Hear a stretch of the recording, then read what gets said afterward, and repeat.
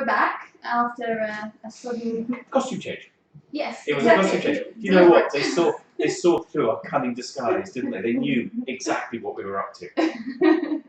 Well, thanks, man. Yeah. I think cool as a cucumber, as I was saying. Well, professionals, aren't we? Yeah, absolutely. You know, and it is nearly Christmas. Only 2 months to go. Continuity's our speciality. So Charles, the other thing I wanted to ask you about, because of course this topic has been raised by people a few times, but why was such important news as splitting the game into 2 episodes released to our backers so late? Okay, it was released to our backers first. Yes, I know that there was a mistake about somebody said that it wasn't when it, in fact we released it to our backers first, as far as I know. Yes, the intention was absolutely to release it to our backers. If it wasn't released to our backers, then all I can do is apologise, because that was certainly our intention. Yeah. I think there was a 1 hour, 2 hour leeway, wasn't there? Yeah, very much so. And then after that, but can I sort of be like a politician and actually answer? No, can I do the opposite of a politician and actually answer the question more directly rather than sidestepping it and answering a different question? Wow, Charles, really? Yeah. So, as far as splitting is concerned, I've been promising that the game would be released by Christmas, and it became clear about a month ago that the only way that we would do that is by, 1, reducing the quality of the second, of the latter part, 2, actually then turning around and telling people that we weren't going to release it by Christmas, 3, split it, or 4, some other thing, maybe asking people. And we opted to split it. And the reason that we did that was because, 1, I really didn't want to promise people or have to go back on the promise. And secondly, I've got to be really honest, there's been some fairly bad news stories from other developers. And I'm not going to talk about who they are, but specifically on Kickstarter. And what I really didn't want is to have any sense that actually we were going down the same route as other people. And of course, we could have turned around and said, oh, it's going to be after Christmas. And we've had such generosity, we've had so much confidence, and I was really terrified that that confidence would then be broken. So, guys, we decided to split it for those reasons. Most people, the vast majority, say that's great. A few people just are a little bit unhappy, perhaps because they think that we didn't, and perhaps we didn't announce it to you guys first. If we didn't, all I can say is I apologise. It was absolutely the intention. Yeah. Sorry, I thought something and then I forgot it instantly. Sorry, one of those moments. Well, I mean, now that we have decided to split the game into 2, of course, we did talk about a beta. We did. I thought maybe Tony could tell us what happened with the beta. The beta is, I'm glad to say, well on its way. It's on its way up to Steam this very evening. Hoping, well, that will be okay. We'll get some Steam codes overnight, and then they'll go out tomorrow. That is the plan. That's what should happen. Well, the original plan was that we would announce it here and say, look, guys, we've got beta codes, and they're on your waiting. So we were very close, weren't we? We were close.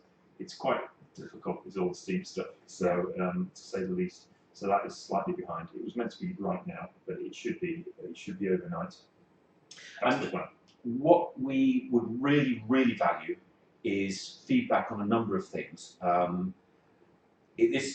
you're going to be getting is code from a couple of days ago. So we've got about a week and a half to 2 weeks to go. So there are a few rough edges. That is the whole point of beta. If you can come back to us really quickly, we're setting up a forum. And what we'll do is, as always, we will listen to everything that's said. So 1, please tell us your thoughts on changing dialogue. Ain't going to happen at this stage, to be truthful. But elements of the interface, elements of the puzzles, for example, there's some examples which I'm going through actually at the moment, just trimming some lines so it's not giving away quite so much as to what the solution of the puzzle is. missing audio would be valuable. Compatibility, if you find that you've got compatibility issues, then please let us know as well. And we will take your feedback incredibly seriously. We value it enormously. And any break really, if you can break it, then we want to know about that. And indeed that. And then one of the things I was just going to say is that a lot of the feedback that you have been giving us, I mean, Nina originally and now Triona have, I think, been really good at and very effective at responding. But where it's appropriate, this stuff gets sent around to the whole team, and we do see your comments and we do respond to your comments. And a lot of those comments have had a very direct effect on the game, as we've had feedback from graphics and movies and things. Sorry, I interrupted you. No, that's all right. I suppose the other thing is, although we can't massively change the gameplay in part 1, part 2 of what is effectively a phased release of this game, comments on gameplay from this can apply to much greater extent to part 2. So although we're very late with the beta, in a sense, in context of the whole game, in its part 1 and part 2 phased release, it's actually, there's actually a lot of scope for the beta testing, which is going to happen now to influence part 2. So I think that's an important point to make as well. Speaking of which, I think Adam asked a question that is relevant. Adam. Now, while Trailer's finding Adam's question, I think we ought to have a little contest. Whose beard looks better looking? Is it mine or Tony's? Should be people going for the, like I used to, the close crop, or do you think the slightly longer? Well, mine's quite close at that. This is what the person who cut my hair said, that I should be shaving it quite close at the side and leaving it to grow. I'm not sure about that. I think it's pretty good. It's quite odd for you, this one. Yeah, no, it's itchy actually. That's why I'm getting a bit irritated. That's the problem. Yes. Okay, so I've got a question from Adam, which is for you, Charles, which is there any time to incorporate feedback from episode 1 to episode 2? Because that seems like an advantage to the episodic format that we've got. Yeah. And would Revolution consider this kind of feedback in the future? No, very, very much so. What I have always said about this game is that it should feel familiar, because it is point and click. It is an interface that is very, very familiar, but it should feel totally contemporary as well. So we do utterly rely on your feedback. Now, remember that in the early days, and I mean they're very tenable and obvious examples, but when we published our video, people talked about George's jaw being slightly the wrong shape, and we looked at it and totally agreed and changed it. And Andy has done an awful lot of work, really fabulous work on the light rims and on the shadows, and on making sure that the characters really fit into the background. And again, that was some of the feedback that we received in the early days. The only thing that I have to admit is we never put the statue into Nico's, because that was a great comment. I think it's too late. It was a great comment. It was a great. Yeah, actually, is Nico's apartment in part 2 now? It'll be secretly in part 2. But stuff like that. I mean, that was such a lovely, perceptive comment. But I'm afraid I'm ashamed to say that we didn't actually incorporate that. There are so many things that were on the boil at the same time. Yeah. So I know we split the game into 2, but some people are concerned about what that means for their physical rewards. Did you want to talk a little bit about what the game box is? Yeah, the game itself, and just to be absolutely straight, the game box itself clearly has to have both parts in it. So we won't be able to send the game box out until the second part releases. So look, really sorry about that, but that is the problem with that. But that's when it would have been anyway. That is indeed when it would have been. Yes, yeah, and we will of course send all the digital stuff out much earlier than that. So I would appeal to just bear with us. I know that in some ways that's a little bit unfair, and apologies. And Tony, is it going to be installed as 2 separate games or one game? Or? It ends up as one game. So yeah. So, and what about the people that get part 1 now digitally? Yeah. How will they get part 2? It'll simply be an update. So that effectively the first game patches itself and then it becomes the full game. So nice Yes, and it'll be simple. very visible. Yeah. Yeah, and you end up with what is one game. It's not like here's this exceed, here's another one, and you run this one, then you run that one. It becomes one game. So it's very important. And the other thing is that first game is, I mean, our beta guys took 7 to 8 hours to finish, and a few have said that it takes longer. Now, we don't want to quote hours because some people are faster, but what I would say is it is a substantial game in its own right. And we didn't do it for this reason, but the advantage of 2 episodes is that, I mean, I get really worried when a lot of people don't finish games, and a lot of people, probably a high proportion of people finish adventure games than other genres.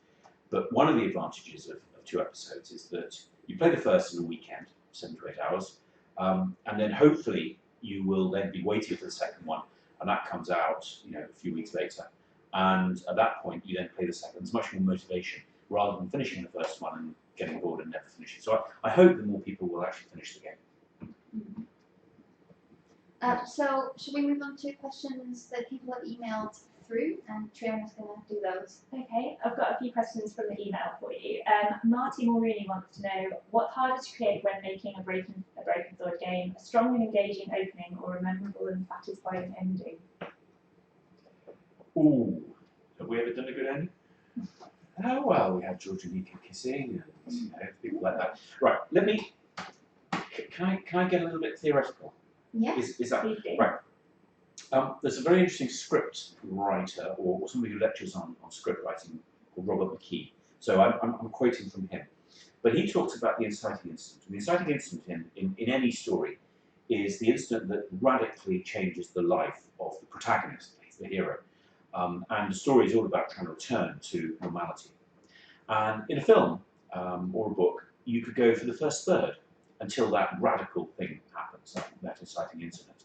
And you need a bit of time because you need to build empathy. And empathy is you share the emotion. You don't necessarily like that person, that hero, but or that protagonist, but you share their emotional journey. And that's fine for film. But in a game, because you're not watching it, because it's not a passive experience, it's an active experience, you have to immediately, from the moment the gameplay starts, you have to have an empathetic relationship with the character, and you also need to give them a context in which they're solving puzzles. Because you're making, in an interactive environment, you're making people work. And because you're making people work, you have to give them a good reason to. So therefore, we have to have an explosive start. We will always start our games with Literally explosive start, absolutely. We'll start the games with a dramatic intro, and we will introduce the characters that can be involved, and we will. That's why so often it starts with a murder, because you have a reason to then engage in the game. So you start with and there is normally a body, because these are kind of like detective games, and you need the evidence. So that's the structure that we follow. And that really sets up the whole game. I would say that that's probably easier than the ending. But the really important thing is that clearly the ending needs to encapsulate everything that's happened in the game. So I hope that the ending for this, which of course is in episode 2, is very strong. It really pulls together some really interesting ideas. I think they're really interesting, to do with Gnostics, to do with the Gnostic Gospels, to do with the relationship that Mary Magdalene and Judas Iscariot and Thomas and the testimony of truth and all of these extraordinary Gospels that were only found in 1945 have with the Orthodox, Matthew, Mark, Luke, and all of those things need to come together intellectually in the end, as well as the final destination for all these characters as well. So it's a very good question that I've rather waffled on about, haven't I, the answer. But I think generally it's probably easier to come up with the intro that kicks everything else, kicks everything off, rather than the outro that then pulls everything back together again. I think it's generally hard to do an ending on an adventure game because in the cinema you can have the action. In an adventure game, typically you control this character that walks around, so it's very difficult to get the speed up. I think that's why we've always struggled. But as far as I can see, the ending on this one is certainly well thought through. So hopefully it'll be well received. The other thing that's kind of interesting is that when we first had to go back to what we were talking about right at the very beginning, when we first designed this game, it was very much intended to be two different stories, with a big gap.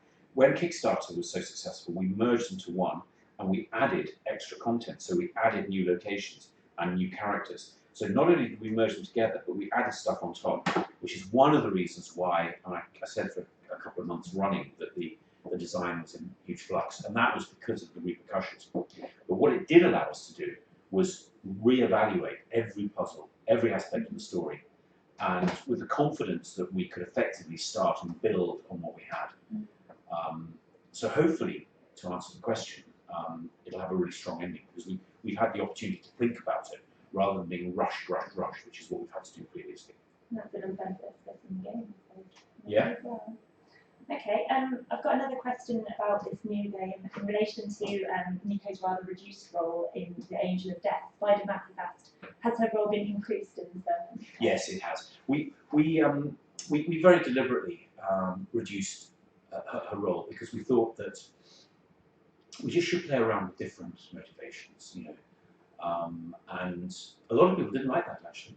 I mean, some people, yeah, but generally, I think that they like the idea that George and Nico start off. I mean, in this game, I don't think it's giving too much away.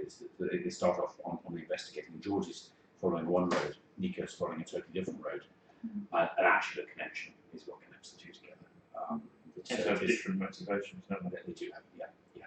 And we do certainly play on those different motivations, but George is the main character again, but you do play Nico on numerous occasions, and hopefully people will find that her journey is exciting as well. Do you feel fond of Nico on it?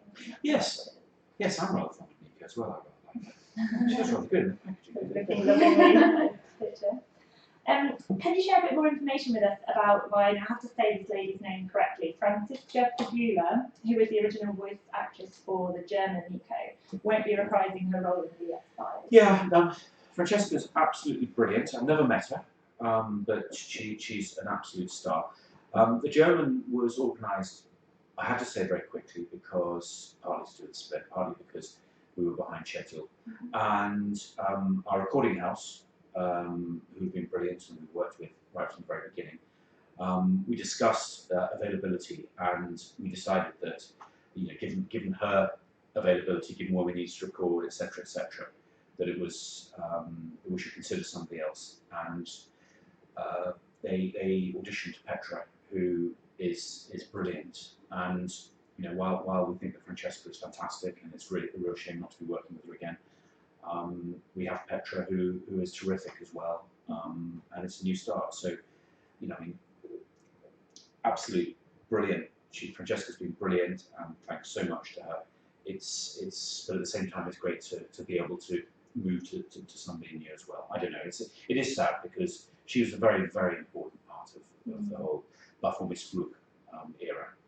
But at the same time, Petra is very good, which is great. People are liking it. Yeah, very much so. Very much so. And so you will be able to see if you like her as well. Absolutely, yes. Well, actually, I think on Facebook they released some samples of her voice, and I mean, she sounds quite like Francesca. Not exactly the same, but it's the same sort of timbre of voice, I think. Can I ask a more general question? It's Ryan Sherwood asked this. He said that he loves the point-and-click traditional genre of games, but are there any new features that you're going to be implementing in these games, or is this entirely a blast from the past? Well, it's absolutely not a blast from the past because, at the very least, you know, the resolution is so much higher, and the animation frame rate is so much higher. And one of the things that you can do in the higher resolution is really go and investigate the screen, so we have a lot more close-ups. The core mechanics is unashamedly point-and-click. We have explored other routes in Broken Sword 3, of course. We went down the quick time event route. Generally, you know, but then there was a lot of people writing adventures. This will feel, as I say, familiar in that the control system is what people have been asking for and what people expect. But there's lots of new stuff in terms of the graphics, in terms of the way that we play with screens and the fact that we move the camera, etc. So it's hopefully feel a combination of both. It's a modern day point and click, isn't it? It's what you get if you make a point and click game now with today's specs, today's machines. Brilliant. Did you want to go to some questions from the people? Oh, was that all of them? Well, I've got some more. It's up to you. I don't want to overrun my go time. ahead, go ahead. Okay. Marcus Grundig would like to know whether we're going to have a live stream on December the 4th, so they can join in with all the fun on the day of the game's release. I think that's for you to decide. Is there going to be champagne? Yeah. Oh, that would be great, wouldn't it? That would be great. Let's do it. Do you remember the Kickstarter? Well, sorry, that Kickstarter day at the end of August 2012, middle of September, Yeah. 2012, and I mean it had been exhausting, hadn't it? It really had. I mean everybody had worked really hard, and there was a real energy, wasn't there? And we all got together for some champagne. In fact, everyone came round to my house, I think. I wasn't able to make it No. for some reason. We went to the food festival, didn't we? We did, Yes, yeah. I started drinking champagne. And then everybody came back to my house. And I have to say the champagne, we had lots, because I think it was somebody's birthday. So we had a lot. It got wiped out and has never been replaced. And the reason it's never been replaced is just in case everybody comes back again, they're going to have to drink the cheap red wine this time. But no, we'll definitely get So some no live champagne. stream from your house then? No, I think it's a great idea. I think it's a great idea. We should do it, shouldn't we? Yeah. Yeah, drinking wine. Takes down your place again. Yeah, yeah. And if we could live stream, that would be really great. They've been asking when the next co jam is going to be. Maybe we could... That's a great idea. That's a great idea. Okay, well that might be a plan then. Yeah, well, thank you. What was that? That was Marcus. Yeah. Okay. I've just got 2 more questions. Have we got time for that? Yeah. Okay. About Marcus again, about the Easter egg, where Bacchus asked George a question, do you plan on translating that into other languages? For the Easter eggs? Yeah. This is the radio questions, isn't it? Radio. Yeah. Oh, the radio questions. We don't know yet. We haven't decided, have we? No, but we should do, shouldn't we? It's turned from a small scale sort of fun Easter egg into quite a big feature. So we. But it's going into episode 2. There's nothing in episode 1. It's all part of it.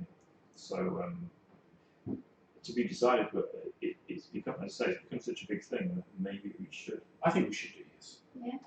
I mean, alternatively, we could do it on the Facebook pages and then have German people suggest German questions. Yeah. Good plan, yeah. So, Trina, I hate to say this, but that's probably more in your I'll court put than that ours. in my notepad. Yeah. Okay, the last question then is actually for Nina. Mark wanted to know, since the email got sent around saying that I was going to be community manager, is Nina going to be, he says, will Nina leave Revolution? Unhappy face, please no. Aww. Well, there's some pretty happy news all around, really. I suppose. Well, first of all, let me just clarify that I'm not leaving Revolution just yet. I have actually been working on the lighting in the game, and I'll show you some of that in a minute.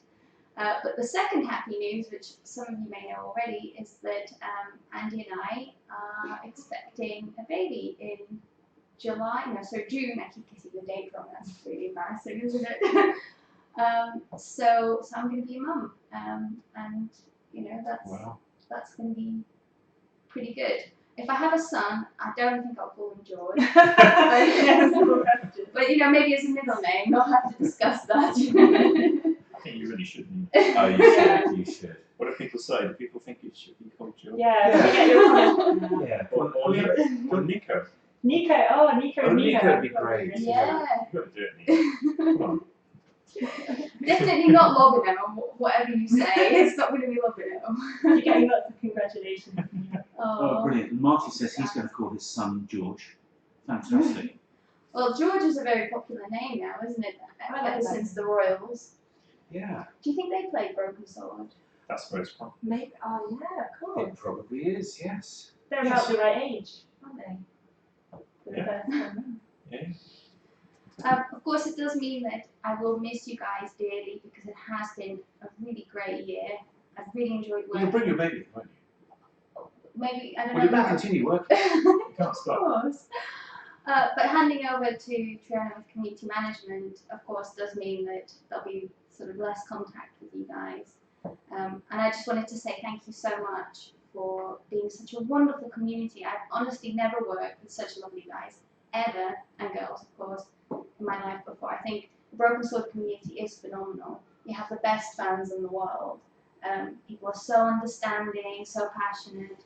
And people have such fond memories as well, and it's always a joy to receive emails from you guys.